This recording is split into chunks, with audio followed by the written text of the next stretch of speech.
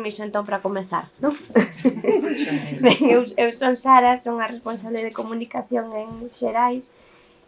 Veño hoxe a acompañar a María e máis a Beatriz na presentación de Multitudes, que é a nova novela de María Reimóndez. Beatriz catedrática de Lingua Galega e Literatura e integrante da asociación Nos Mesmas. María é escritora, traductora tamén, e feminista por convicción, como destaca aquí na lapela do libro, na súa biografía. Ten escrito na súa trayectoria moitos xéneros, poesía, como, por exemplo, o libro Galicia en Bus, ensaio, feminismos, que asina coa autora Olga Rodríguez. É autora tamén de literatura infantil e juvenil, con títulos como Fora do Normal, A formiga destemida, Bárbaras, e moitas outras. Tamén ten obras de narrativa como Club da Calceta, pola que adquiriu o Premio San Clemente, ou Dende o Conflito, que foi Premio Xerais de Novela, As Estacións do Lobo, Cobiza e Multitudes, que é a segunda parte de Cobiza, cuxa novela levou o Premio Pinto e Maragota pola diversidade sexual que outorga o Concello de Pontevedra. Como dicía, Multitudes é a continuación dese relato de Cobiza, que pertence a unha colección de Xerais que chamamos Milmanda. Esta colección aglutina novelas, textos, narrativa, que concibimos como un espazo no que agrupar libros que interesen a xente da xeración millennial, aínda que Multitudes fala dun mundo no que as preocupacións son comuns ás preocupacións que podemos ter hoxe en día, non son cuestións alleas a nós, malia ser unha distopía, malia presentar un mundo bastante caótico, bastante hostil, no que a humanidade trata de sobrevivir despois dun gran cataclismo que María chama, que a autora chama Gran Desconexión. O cerne desta historia de toda a trama é a resistencia contra toda esa hostilidade. Sendo unha distopía, hai preocupacións, como dicía antes, que se amosan aquí e que nos poden preocupar tamén hoxe en día, que son moi actuais, non? Como as violencias machistas, a imposición da heteronormatividade, as agresións ao medio, o cambio climático, as relacións de poder, os abusos entre persoas, pero tamén entre culturas, a desaparición de culturas, a imposición cultural, a extinción de linguas. De feito, no libro aparece a última galega, non sei se chamarlle así, non, María? Así aparece. A última galega que custodia a lingua. É, polo tanto, unha obra comprometida e tamén revolucionaria, que destaca por enriba de todo o poder que ten o amor como motor de cambio e tamén de revolución. Eu tiña aquí marcadas algunhas frases que me gustaron e que quería ler, porque os coidados son un traballo, pero tamén son revolucionarios, non? Coidar. María aquí nun dos capítulos do libro fala de que naquel tempo de escuridade e desalento aprendera en corpo propio que se unha sociedade ten sentido é precisamente para coidar a quen non pode xa valerse. É algo do que temos falado moito e do que teñen falado moito as mulleres feministas. Foi lema no ano 2018 de que sen coidados non hai vida, non? Entón, bueno, esa preocupación está aquí. Tamén da necesidade de que o amor sexa, pois iso, un motor de cambio, como dicía antes. Entón, leo textualmente outra cita da novela que fala desa necesidade de que o amor non sexa só un pequeno refuxio privado de mais e fillos, de sexo, de parellas, senón un espazo amplo onde cada persoa poida vivir sen medo. É tempo de emprender o rumbo cara a ese destino, libre e sen remedio. Así que, sen máis, eu dou paso a Beatriz e máis a autora para que comenten e fale xa a autora en primeira persoa da obra. Moitas gracias. Bueno, pois eu primeiro quería agradecervos a Xerais e a María que contara con Nos Mesmas para facer esta presentación.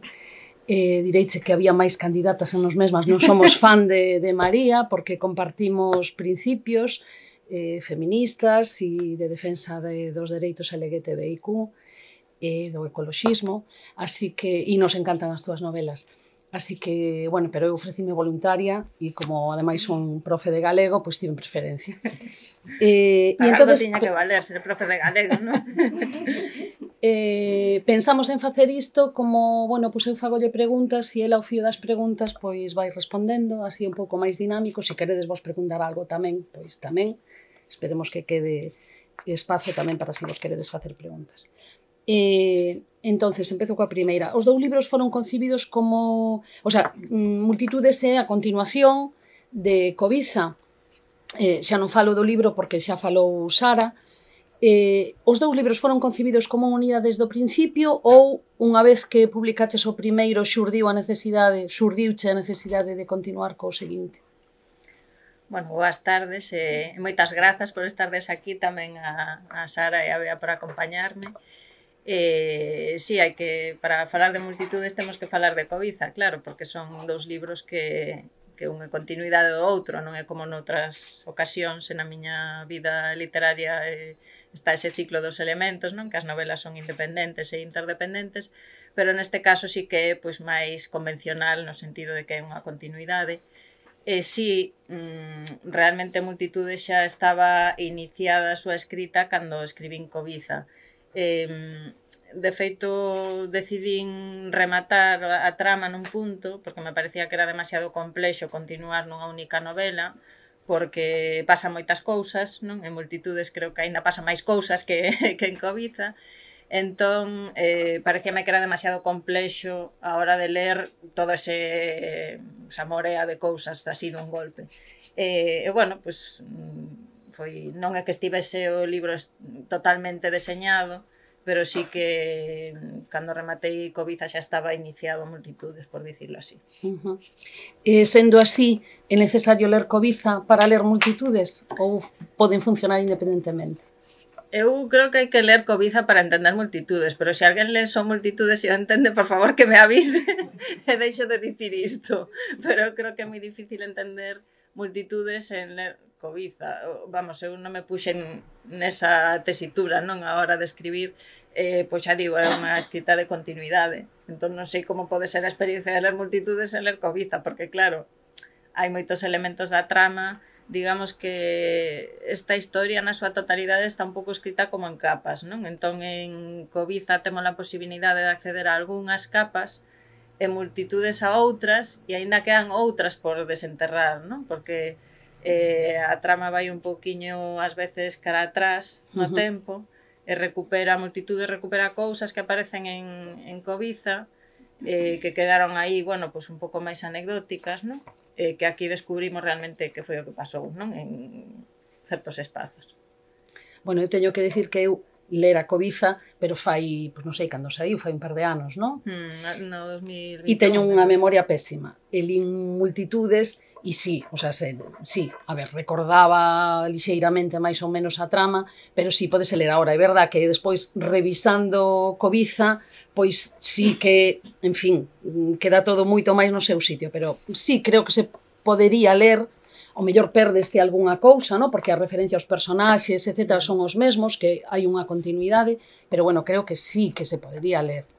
Ainda que seguramente mellore a lectura, sen dúbida, lendo os dous. O que se pode ler, non fai falta que leades Cobiza despois inmediatamente despois Multitudes, quero dicir, con ter unha idea máis ou menos do que pasaba, pois supoño que xa despois xa se refresca, non?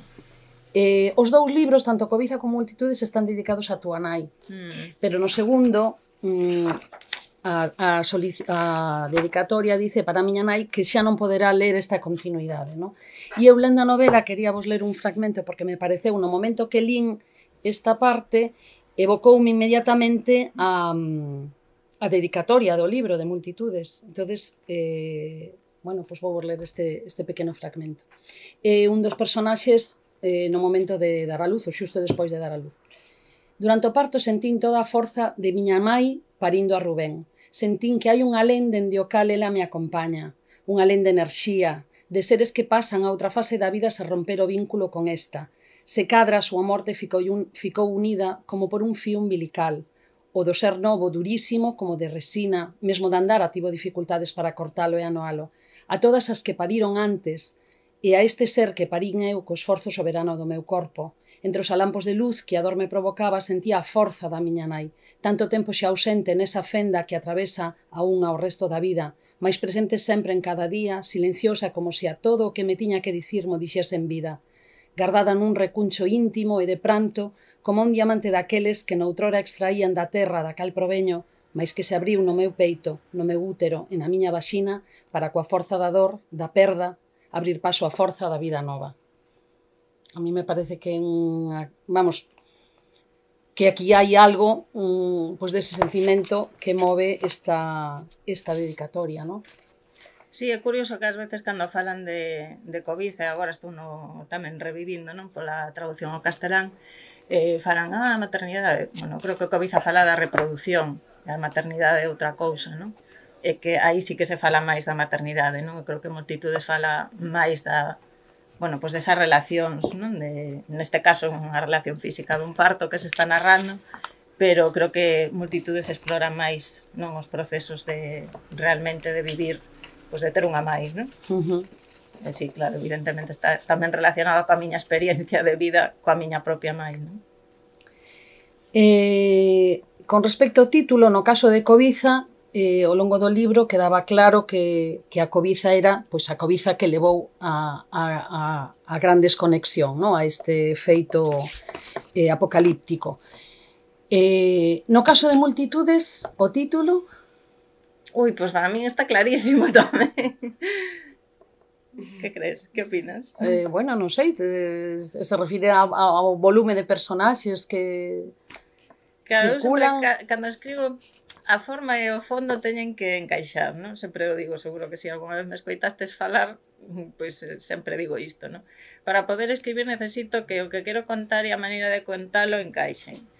Entón, en Multitudes hai unha multiplicación, non? Porque hai multiplicación de personaxes, non?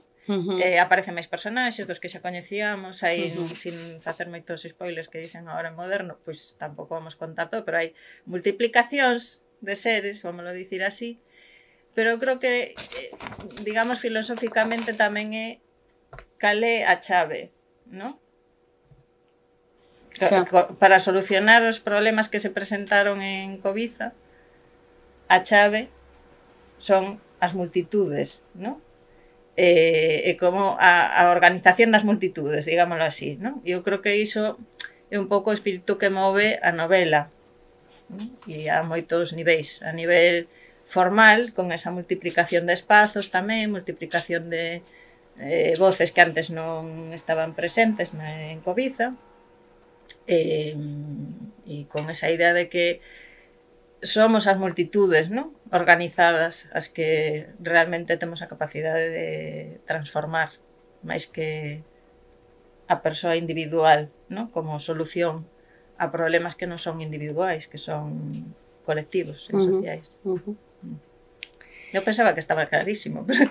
No, pois non. Ahora que o dis, sí, efectivamente, pero no, de entrada no... Vamos, relacionaba sí cos personaxes, no? Coa cantidad de personaxes, pensei, pero bueno, é moito máis claro así, claro, efectivamente.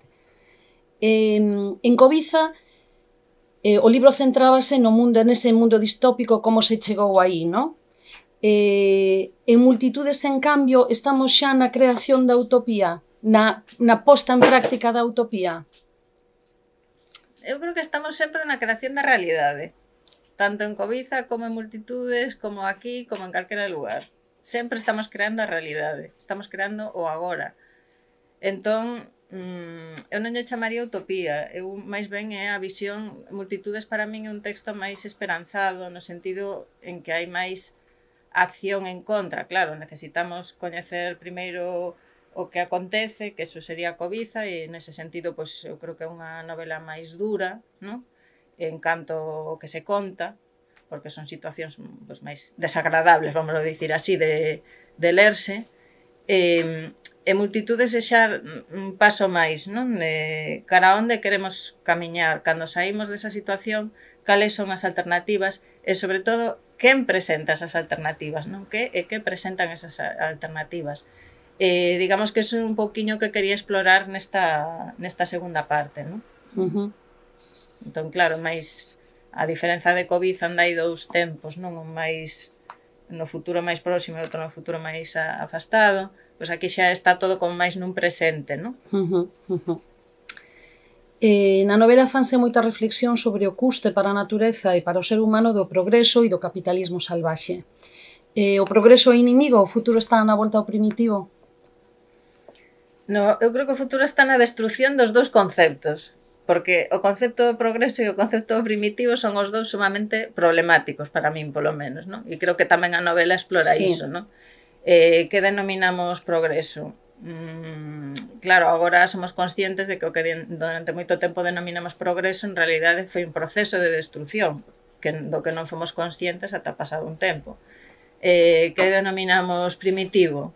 As culturas que seguen conservando unha conexión co espazo no que viven, coas linguas nas que viven, cos lugares onde viven, o sea, é un pouco un interrogante sobre que termos aplicamos a que cousas, non? E iso multitudes está representado de distintas maneiras. Falou Sara esa derradeira iba a ser a última galega, non? A última galega que aparece aí, bueno, hai moitas reflexións sobre potenciais extincións e como evitalas, non? Os personaxes máis cativadores das dúas novelas son os seres completos ou mulleres árbores, como tamén aparecen denominados nalgún momento. Son ao tempo tradición e ciencia ficción, son con capacidades maravillosas e superiores e a vez tan unidos á terra e aos seres humanos, e sobre todo seres que superan o binarismo de xénero, non? E, en fin, que desde o punto de vista da identidade estes personaxes é interesantísimo, non? E o futuro que ofrecen nese mundo é unha realidade completamente diferente, non? Como xurdiron na túa imaginación estes personaxes? Pois primeiro pola obsesión que teño coas árbores dende sempre, porque me parecen seres fascinantes, e non sei se acaba de chegar o libro de Bahía, este da linguaxe das árbores, non sei se vos chegou xa. Bueno, é un libro infantil, pero que recomendo a todo o mundo que o lea, porque tiven a sorte de traducilo e condensa moitas cousas do coñecemento que temos agora sobre as árbores, que son, eu creo que é unha transformación total da maneira de pensar, debería de darnos esa clave. Pero, claro, as árbores son tamén o ollar non humano, non? E digamos que un pouco a creación destes personaxes viña por esa necesidade de sair das prioridades humanas que moitas veces son absurdas, non? Volvendo ao tema do progreso. Que importancia pode ter para unha árbore acumular? Ninguna. O sea, os seres vivos que viven máis tempo, polo tanto teñen máis coñecemento, agora sabemos que teñen memoria, sabemos moitas cousas. Son un órgano sensorial total, o sea, teñen sentido do olfato, teñen sentido do oído, teñen sentido da vista, pero non teñen órganos como temos nós, non? Senón que toda a planta, toda a árbore está percibindo todo, son capaces de comunicarse, son seres moi complexos, non? E dende esa complexidade, a ollada sobre o humano, e isto na imaginación miña, pois claro, ten que ser moi confusa, non? Porque comparar a visión dun ser que se fai forte cando máis tempo vive, ao contrario que os seres humanos e animais, pois claro, para min era un punto moi interesante de partida a hora de interrogar que estamos construindo, non? Porque as cousas que damos por sentadas así máis no diario e na exacerbación capitalista da que parte cobiza, pois son totalmente absurdas para un ser destas características, non? E dentro diso, pois, lóxicamente, está toda a estructuración da sociedade por xéneros, todas esas cuestións que tamén están en cobiza dende o que é o presente noso, pois levadas a un extremo, non? Os nomes de moitos dos personaxes son os extraños, non? Diferentes. Aputik, Sendon, Sisekdon. Tasi, Dandana, Teoro, Sewa, que son personaxes, estes que cito aquí son os mesmos que estaban xa en Cobiza. Responden estes nomes a algunha outra tradición, inventáchelos, homenaxean algunha outra cultura? A ver, estes nomes son todos moi escollidos a mantenta. Teñen para min unha función moi importante, que tamén é algo que exploro moito como traductora e que me fascina, que o pouco conscientes que somos de que o feito de considerar un nome difícil de pronunciar ou extraño en realidade é unha forma de hexemonía colonial, non? O sea, nosos agora, pois, Jennifer, pois parecenos un nome normal, non se sabe moi ben por qué. Bueno, claro, sabemos por qué, non? Pero cando lemos Sedón ou calquera nome que saia do que é a tradición xudeo-cristiá, máis sumadas a series estadounidenses, máis sumadas a 4 cousas por aí, pois xa nos parecen para min un elemento de crear incomodidade na lectura. A partir desa incomodidade é cando podemos empezar a interrogar a nosa propia posición, non? Porque me resulta complicado ler certos nomes e non outros.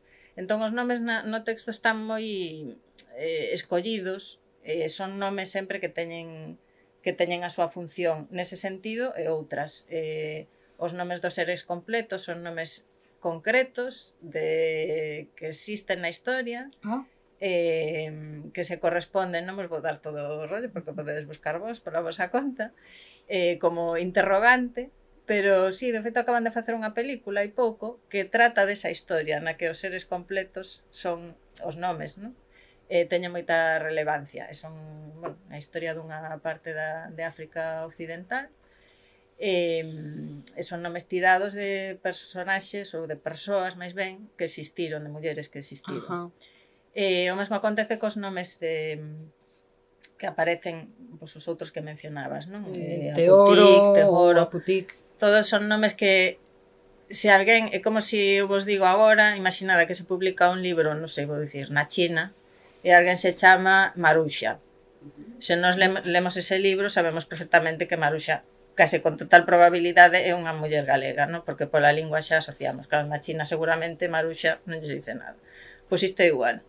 Todos os nomes que aparecen aí son nomes representativos de linguas, neste caso linguas dos povos orixinarios de Norteamérica, que é onde está ambientada parte da trama tanto de Cobiza como de Multitudes.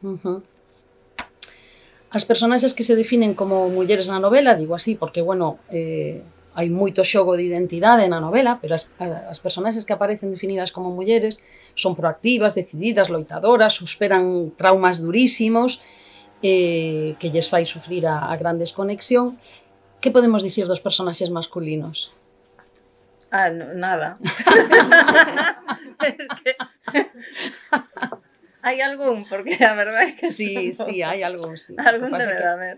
Sí, hai algún, pero bueno, sí, está aí un pouco para facer o contrapunto, non? Sí, os personaxes masculinos están facendo o contrapunto, pero realmente as protagonistas son as mulleres. As mulleres ou as persoas que non teñen unha identidade sexual definida ou que se definen fora do binarismo de xénero. Sí, o xa, como son personaxes secundarios, un pouco así, xa non lles presto moita atención. Galicia e o galego ten un papel moi relevante na novela. Como casa neste mundo post-apocalíptico a relación entre a capital do oeste, que eu situei, e agora me acabas de confirmar, efectivamente, en Estados Unidos, non? No que hoxe é Estados Unidos, e Galicia? Pois eu creo que, a ver, estamos nunha... Quero dicir que aparentemente é chocante, e por eso eres unha escritora e por eso creas o mundo que che dá gana crear, non? Pero aparentemente é chocante, temos unha cultura hexemónica, non? E de repente a cultura galega ten o seu protagonismo aí dentro dese mundo post-apocalíptico e tal, e aí está o protagonismo, non? Bueno, a min gustoume isto, non? Claro, porque antes cando dixen que Multitudes interroga o como, pero tamén o onde nacen as resistencias, non? E onde nacen as alternativas ao sistema capitalista. Non nacen en Nova York, por moito que non lo queiran presentar así.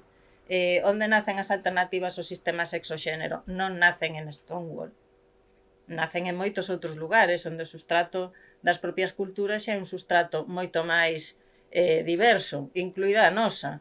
Que pasa? Que parte importante do funcionamento da colonización, tamén cultural, é facernos pensar que vivimos nun atraso, que hai que abandonar esas culturas en toda a súa complexidade, e despois nos venden como dos produtos, non? Aquí collemos o peixe para certo país de África, despois procesámoslo e despois vendemoslle o peixe procesado. Pois isto é o mesmo.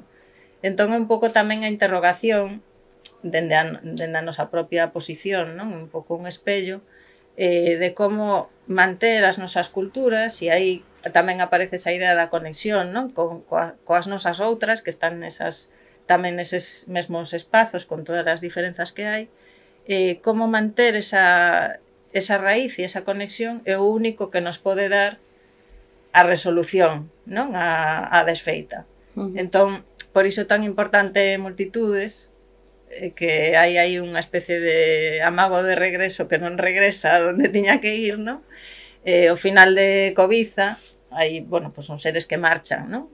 Supostamente de regreso a un lugar e non acaban regresando a ese lugar, acaban noutro sitio. Entón, todo iso é un pouco esa idea, non? Das conexións. Pero, bueno, non sei se queredes vos comentar algo, porque estamos aquí dando aí a nosa disquisición, e a mellor estamos así falando moi en abstracto, claro. Estamos dicindo algo ou estades así? Non sei se entende todo perfectamente. A min lín as dúas e me parecen moi ben desenrolados os persoaxes. Coas contradicións, con eso, o da maternidade precioso, Jenny, Alma, que era a que decía de deixar aos fillos, eso, que o amor non fora e tal. E bueno, xa cando cheguei a Luchiña, é tan, non sei, é que todos os persoaxes, a ver, non se entenden uns sin outros, non? Non se entenden uns sin outros. Bueno, que me encantou, vamos.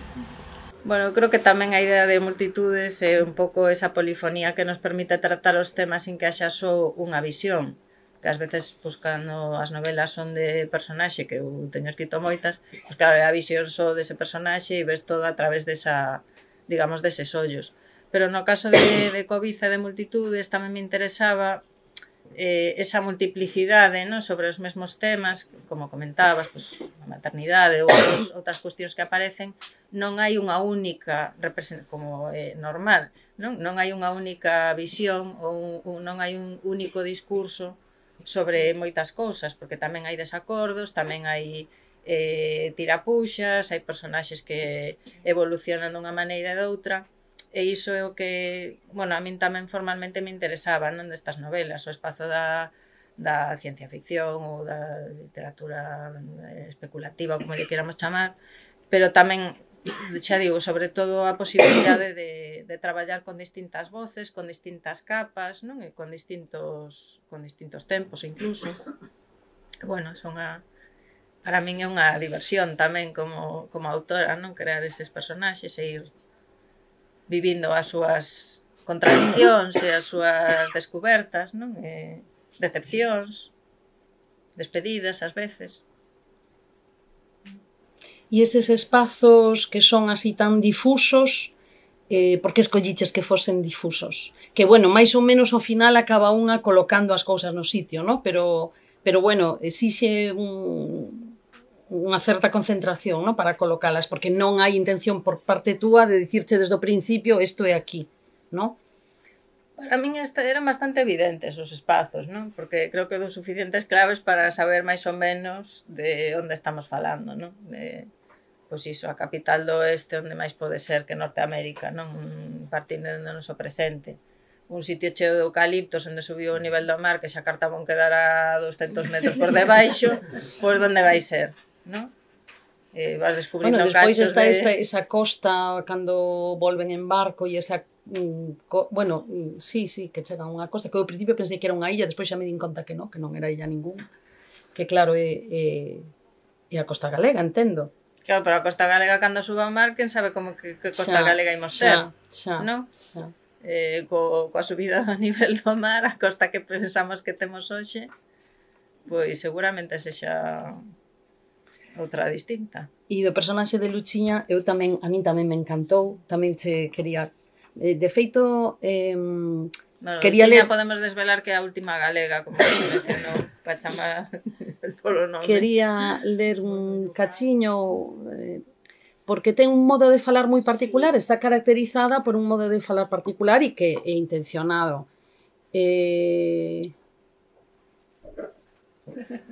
Si é que como é a última xunta todo, e ademais ten unha maneira que a entendes perfectamente, e xunta todos os ditos, todas as frases, todo... Sí. Bueno, e outros que iron máis... Sí, sí. Chove, as árbores medran, invasión de eucaliptos, terra mazada. Antes de eu nacer xa moito arrincaron, iso non se come. Eu pouco como, caldo de berza. Que son os chícharos, patacas novas, repolo de betanzos e máis cebolas. As montañas e o mar protéxenme, o mar engulipou todo. Ondas do mar de Vigo, se vistes meu amigo. Xa non hai Vigo, vexo Cangas, tamén vexo Redondela. Só os nomes, nada. Restos submarinos, nunca lavou, dame medo e ás veces calor e ás veces frío. Bueno, etcétera, ¿no? O sea, esta mestura de ditos, cancións, refráns, slogans, todo mesturado, as partes do carro, hai por aí unha enumeración das partes do carro, en fin, é moi curioso, ¿no? Está caracterizada pola súa propia lingua, ¿no?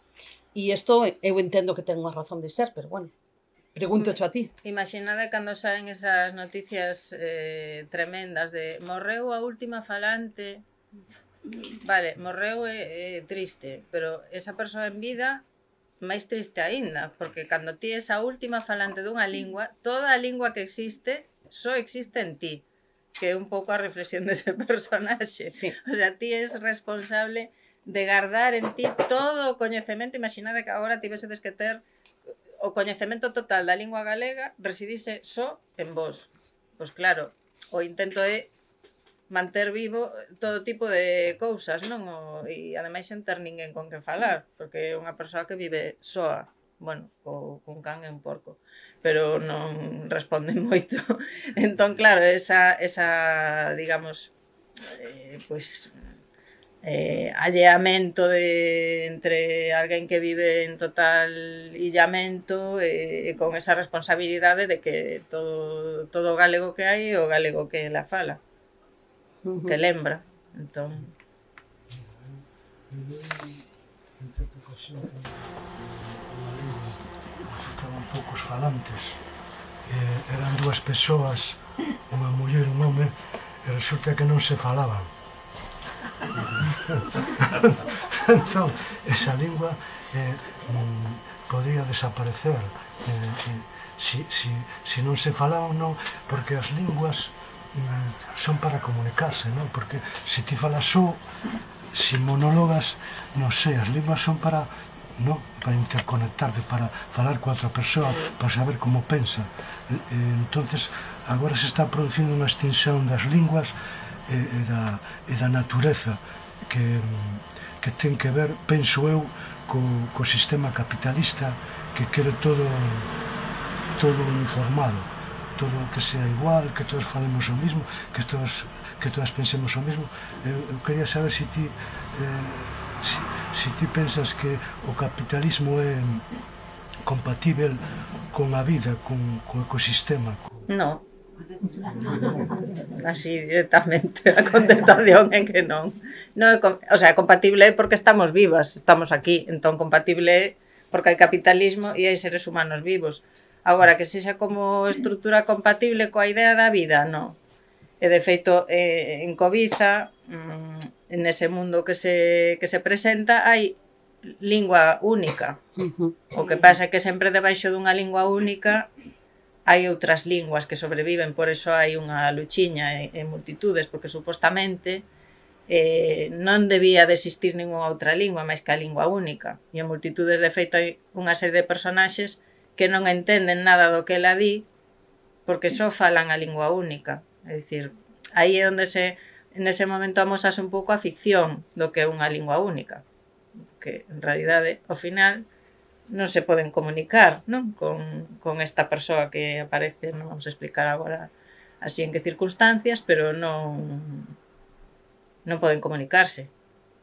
O cal é unha situación sumamente extraña para estes personaxes que sí creceron cunha lingua única e que pensan que só se fala unha lingua en todo o mundo, entón de repente chegan a un sitio onde non entenden, e iso é totalmente un trastorno, non? É como un choque moi grande estar nun lugar onde non entendes. Bueno, é o que lles pasa ás persoas falantes de linguas hexemónicas cando pon alguén algo no Facebook que non entenden e entón piden que o traduzas, por exemplo, non? Pois ese espazo mental, non me lo chamar así. Pois a min hai outro personaxe que tamén me parece que ten unha caracterización no seu modo de falar moi singular e que me encantou, que é o caso de Ngozi. Ngozi utiliza unha lingua, polo menos eu creo, vamos, é claramente intencionado, non? Mais poética. Hai un xogo lingüístico continuo cando se reproduce o seu pensamento, non? Leovos algúns exemplos soltos. De feito, ela mesma di, non? Que xoga cos palabras, di, falando de outra persoa. Un ser que buscaba algo, alimento, sustento, acubillo, solaz, compaña, é dicir, esta acumulación, non? Noutro sitio. Non hai que fiarse nunca dos seres desvalidos, desvalorizados, desvalixados. Ou noutro sitio. As palabras acumúlanse e forman coágulos contidos, conxestionados. Compre botalas fora, sempre. Compre desensarillalas, desenrolalas, desenmascaralas.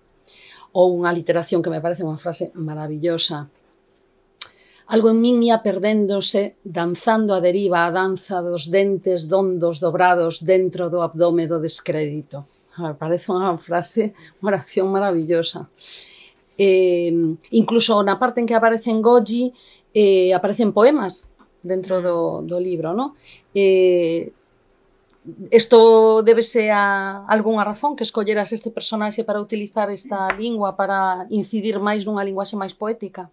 Bueno, como vedes, estamos cunha catedrática de lingua e literatura, porque se está fixando nunhas cousas moi específicas que a min, ademais, me fai especial ilusión, porque é un traballo...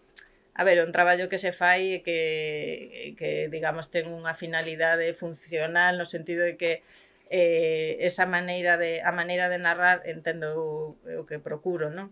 O que ten que transmitir o espazo do personaxe, o espazo que se está narrando dunha forma orgánica, digamos, non? Que cando a xente o lee, pois que entendas, non? Ese personaxe. Pero claro, para conseguir iso hai que utilizar ferramentas, non? Que é o que ti estás aí detectando e analizando.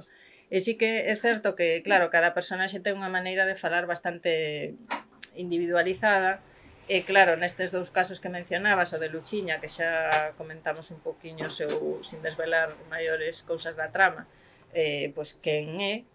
No caso de Ngozi, que tamén aparece en Cobiza, se lestes Cobiza, mellor vos lembrades, un dos personaxes que aparecen tangencialmente na historia dos seres completos, pois claro, é un personaxe que ten tamén unha situación persoal un pouco complexa, non?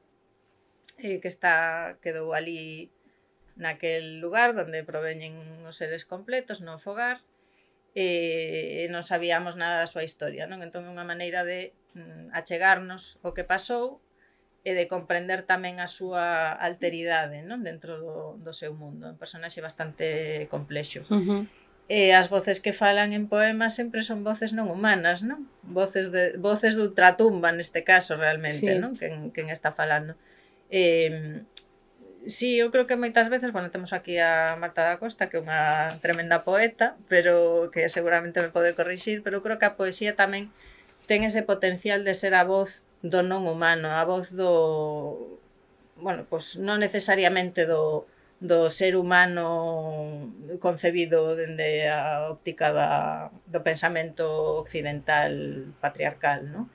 A min interésame moito esa voz dentro dos espazos narrativos, porque permite que interveñan personaxes insólitos, vamos a dicir así.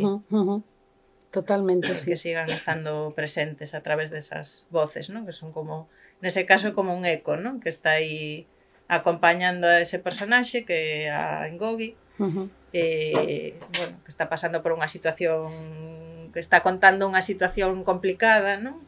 De moito desacougo e moito descoloque, e entón hai eses ecos que son os que tamén van dando un pouco de arroupo, non? O que ela lle pasa. Bueno, teño a última pregunta, así que despois tedes que preguntar vos. Despois podes elixir, podemos ler un cachiño de multitudes e elixides saber que queredes que vos lea, porque como estivemos aquí entrando tanto nestas cuestións lingüísticas, pois podedes escoller vos, ide pensando. Bueno, e a última pregunta é se vai haber unha terceira parte, porque a historia ten un final aberto, entonces vai haber unha terceira parte? Creo que sí, temome que sí. Sí, a miña idea era facer unha triloxía, non? Así máis convencionales e que, bueno, quedan aínda fíos e, claro, non vamos dicir nada do final, porque o final é así, eu creo que o final máis trepidante que escribín de todas as miñas novelas, o que deu así máis subidón. E, claro, ese final necesita, bueno, unha explicación, non? De que pasa polo medio e que pasa despois, non? Entón, sí, a idea era retomar, xa concluir o mundo de Cobiza, de multitudes. Bueno, pois agora tedes vos a oportunidade. Isto como no do pinchadiscos aquel, non? Que se admiten peticións.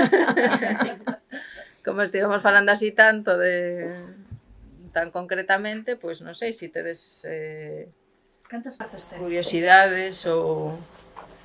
Creo que son 7. Terra, de adiante... Hai un adiante e un atrás, e iso era outra pregunta que te iba a dicir. Hai un adiante, un atrás e outra vez adiante, que, bueno, está relacionado coa historia, claro. Pero querías reflectir ese... Claro. É un pouco esa idea de que, bueno, o tempo en multitudes tampouco é un tempo exactamente lineal, en la que poida parecelo. Hai un período que pasan 10 anos, non? Nunha das partes da novela. Hai outro no que se fala cando estás no mar non hai adiante e atrás, non? Hai unha travesía por mar, entón no mar non hai adiante e atrás, non hai esas referencias que está de diante, que está detrás, non? Entón é un pouco tamén esas indeterminacións, non? Do tempo e do espazo que van marcando esas partes e, bueno, ao final a novela tamén vai encaixando, non? Vamos pasando dun lugar e dun tempo e avanzando así nas distintas historias, porque, claro, en multitudes pasan cousas en distintos lugares, entón hai que ir encaixando ese puzzle pouco a pouco.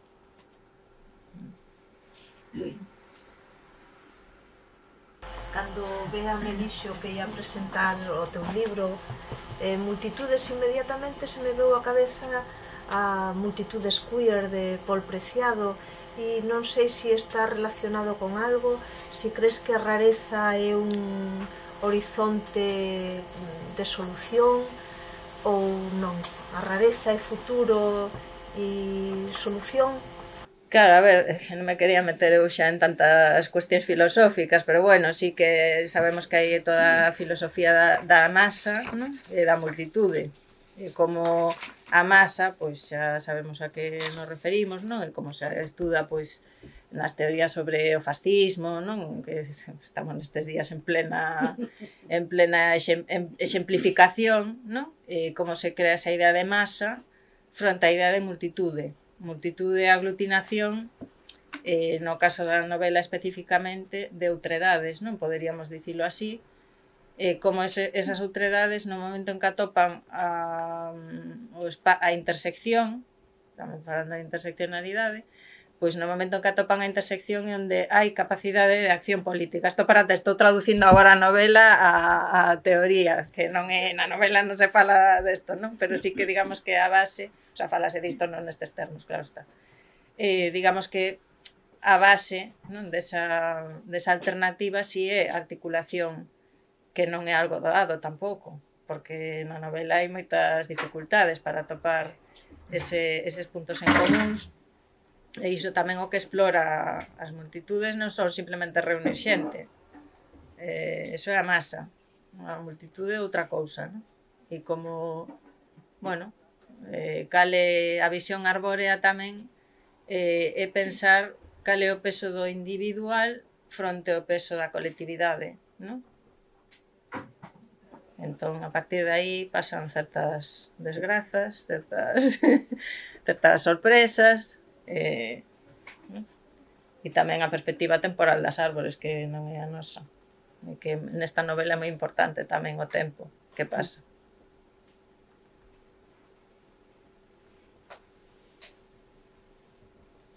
Non sei se tedes máis intrigas, ou se queredes podemos ler ao principio, directamente, non? Bueno, tamén hai unha cita de Mercedes Peón que coa forza do pasado ímonos erguer, que tamén resume bastante de que trata este... Bueno, a ver, podo vos ler simplemente o principio, se lestes Cobiza xa vos vai facer eco, porque tal cual así continuación de acabar unha e empezar a outra. Nos corredores derruídos do que nun tempo fora a poderosa Life Corps, as pisadas non cesan. Cada día son máis.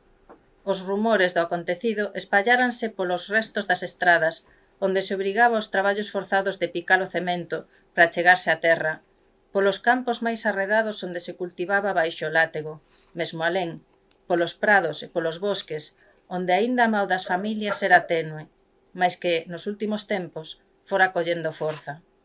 O rumor correra por todos os recunchos da cidade e alén das súas fronteiras. Había quen xuraba que vira as mulleres da promesa marchar nun barco. Outras, que unha decapitara a tripulación enteira. Outras, que algunha quedara en terra, asexando. As novas confundíanse cos inventos. Mais o principal permanecía. Unha novada confianza na rebeldía. A Putic matinaba que, se cadra, chegara o momento de romper o círculo vicioso, de unhas escravas sempre, indirectamente, produciren outras. Pois en a forza da man de obra escravizada, aqueles seres desprezables nunca chegarían a forxar os seus imperios. Por iso era tan importante combatelos canto antes e facelo aquí, no corazón de onde emanaba o seu veleno. Ese fora o erro, pensaba a Putic, das xeracións anteriores, deixalos moverse polo mundo, acollelos e nunca atacalos no seu terreo. E esas son as claves. Aí están moitas claves, xa solo nisso. Bueno, pois, non sei. Se queredes comentar algunha cousa. Si que hora temos, xa? Que hora hai? Non sei. Bueno, pois se non queredes comentar nada máis, damos vos as... Claro. Damos vos as grazas por asistir e nada, xa contaredes. E grazas a Bea e a Sara por acompañar. Grazas a ti. Ya Acabou, claro, sí, xa como estamos como na casa, xa nin que mal agradecidas. Grazas.